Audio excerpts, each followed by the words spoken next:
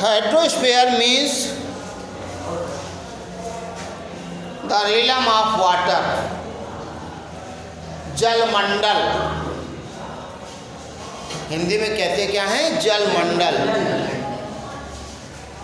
तो इसमें सबसे पहले जो इम्पॉर्टेंट टर्म दिए गए हैं उनके बारे में देखें। इस पार्ट में जो यूज होंगे उनकी मीनिंग क्या होती है। बुक में देखो, किताब में, water cycle, the total process of movement, exchange and storage of the earth water in gaseous, liquid and solid state. Water cycle, water का इवापोरेशन होना, भाप बनना, भाप बनने के बाद में बादलों का बनना, बादल के बाद में वर्षा होना, पानी, वर्षा होने के बाद में फिर पानी बहकर सागरों में चला जाना। ये पूरा प्रोसेस इंग्लिश में evaporation, steam, condensation and cloud, then after rain and goes to sea and ocean. It is called water cycle. मतलब इसमें भाप का बनना, बादलों का बनना, बादल वर्षा होना, फिर सागर का पानी, फिर भाप बनना, ये पूरा ये वाटर साइकिल कहलाता है। इसके अलावा और भी लिखा है, total process, exchange and storage of the earth water, exchange बदलना, स्टोर होना of the water in gaseous, liquid and solid. यही नहीं, वाटर है गैस के रूप में, फिर ऊपर जाकर के क्या हुआ, सॉलिड, आइस बन जाता है, जम जाता है, और फिर वो धीरे धीरे टपक कर वर्षा के रूप में फिर पानी आता है। तो ये पूरा गैसियस, लिक्विड और सॉलिड, ये तीनों प्रोसेस है टोटल प्रोसेस का। वाटर के 3 प्रोसेस पूरे बताए गए ना। Yes sir. इन तीनों के होने की प्रक्रिया को, प्रोसेस को हम वाटर साइकिल कहते हैं। Transpiration, evaporative loss of water, the atmosphere from leaf of plants। Hindi में कहते हैं वाष्पोर्जन, वाष्पोर्जन, वाष्पोत्सर्जन जिसे बोलते हो, वाष्प, भाप बनना। किससे? पेड़ों के पत्तों से जो भाप निकलती है, लॉस होता है, लिखा ना, इवापोरेशन लॉस, और हमारे पर्यावरण में मिल जाता है, ये आपका ट्रांसपायरेशन कहलाता है। फ्रॉम लीफ, पत्तों से, आप प्लांट। फिर ग्राउंड वाटर क्या है? What is the ground water? Rain water जो आता है वो भूमि के, पृथ्वी के अंदर वो चला जाता है, जो रिस करके, उसे हम ग्राउंड वाटर कहते हैं। हिंदी में भूमिगत जल कहते हैं। क्या लिखते हैं? Water saturated in the lower portion of the rocks beneath the earth surface. Earth surface माने ऊपरी धरातल से रिस करके नीचे जो जाता है वह भूमिगत जल कहलाता है। फिर है सुनामी, सुनामी, सुनामी, ये जापानी शब्द है, और ये एक बहुत बड़ी लहर होती है, वेव, जो सागरों में उठती है। और सागरों में लहर कैसे उठती है? भूकंप, ज्वालामुखी या लैंडस्लाइड होते हैं उससे। सागरों के अंदर भी भूकंप आते हैं, इन्हें सोच लेना केवल यहीं आते हैं।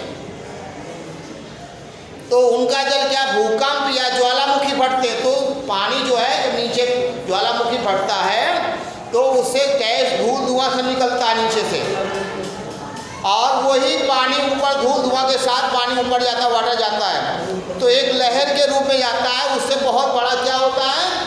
विनाश भी होता है। Loss of life and wealth, धन जन की हानि होती है, लोग मर जाते हैं, मकान घर बस्तियां बह जाती हैं। समुद्र के किनारे जो मकान बनते हैं और जो सुनामी आती है तो यदि बस्ती के इस साइड में आई तो पूरी बस्ती पानी से बहा ले जाती है, घरों के अंदर पानी घुस जाता है। ये हजारों मीटर ऊंची लहर होती है। फिर क्या कहते हैं, देखो लिखा है डिजास्टर बेस, डिजास्टर माने आपदा वाली लहर होती है।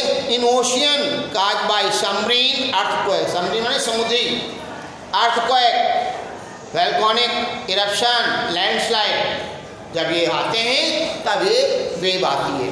डिजास्टर माने आपदा वाली। सैलिनिटी क्या है, what is the salinity? The amount of dissolve salt present in sea water, जो समुद्र का जल खारापन होता है, इसमें नमक मिला होता है, ये उसकी सैलिनिटी कहलाती है। Tide, alternate rise and fall the level of sea water, पानी का चढ़ना उतरना, चढ़ना उतरना, उतार चढ़ाव, समुद्रों के पानी के चढ़ाव उतार को हम टाइड कहते हैं। हिंदी में इसे ज्वार भाटा कहते हैं। क्या कहते हैं? ज्वार भाटा। चढ़ते हुए जल को ज्वार और उतरते हुए जल को भाटा कहते हैं। ओशियन करेंट क्या लिखते हैं? Mass of ocean water moving in the particular direction, और ड्रिफ्ट में भी देखिए slow moving mass of ocean water moving a particular direction. जिस तरह से बात नहीं होनी चाहिए, जिस तरह से हमारे इस स्थलीय भाग में नदियां बहती, देखा नहरें बहती हैं, ऐसे सागरों के अंदर भी नदियां बहती हैं। यदि वहाँ तो पानी वहाँ कैसे कह सकते हो? सामान्यतः सागर का जल समान रूप से दिखाई देता है, लेकिन गौर से देखोगे तो बीच बीच में कहीं न कहीं नदियों के रूप में, धारा के रूप में, एक लंबी धारा से रूप में पानी बहते हुए दिखाई देगा। कि विशेष रूप से उसी दिशा में बहता जाता है, मतलब साउथ से नॉर्थ या नॉर्थ साउथ की ओर पानी आपको बहते दिखाई देगा एक पर्टिकुलर डायरेक्शन में। ईस्ट है तो ईस्ट की तरफ, वेस्ट है तो वेस्ट की तरफ। जो चौड़ी धारा होती है उसे हिंदी में प्रवाह कहते हैं, अंग्रेजी में ड्रिफ्ट कहते हैं। मास ऑफ लार्ज वाटर का जो होता है स्ट्रीम के रूप में ऐसे, और पतली धारा होती है वो करंट बोलते हैं। समुद्रों के अंदर पानी की धारा जो पतली बहती है वो करंट होती है, और जो चौड़ी होती है वो धारा जो वो ड्रिफ्ट बोलते हैं। बात समझ में आई? पीछे वाले भैया देखो बाहर देख रहा है। अब देखिए इसके बाद, water is essential for survival of life on the अर्थ। कहते हैं पानी हमारे जीवन के लिए बहुत महत्वपूर्ण है। An abundant presence of water on the earth makes life possible on the planet. Nearly 71% of the earth surface is covered with water. The realm of water is known as hydrosphere. Water bodies include ocean, sea, lake, river, ice field, and glacier. However, most of the water on the earth in the form of ocean and sea being silent, it is not suitable for drinking and other purpose. Fresh water is contained in the river, ice field, lake, pond, and glacier. ये तो आपको हमने बताया था। कल हमने एक video भेजा था, आप लोगों ने देखा हो नहीं है, इम्पोर्टेंस ऑफ ऑक्सीजन। हमारे लिए ऑक्सीजन कितनी महत्वपूर्ण है? ना देखा हो जाकर फिर देखिए जाकर। हमारा विषय था इसलिए मैंने भेजा इसको। तो हमें क्या करना चाहिए?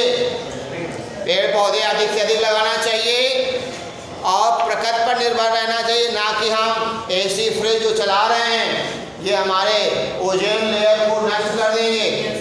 और एक समय ऐसा आएगा जब ऑक्सीजन खत्म हो जाएगी क्या स्थितियाँ होगी? 5 सेकंड में यदि ऑक्सीजन लुप्त हो जाए तो सारी काया पलट हो जाएगी, हम लोग इस दुनिया में नहीं रह पाएंगे। अच्छी अच्छी बिल्डिंगें सब नष्ट हो जाएंगे। यदि 5 सेकंड भी ऑक्सीजन चली जाए तो क्या होगा? इसके लिए मैंने वीडियो भेजा है, अपना वीडियो देखे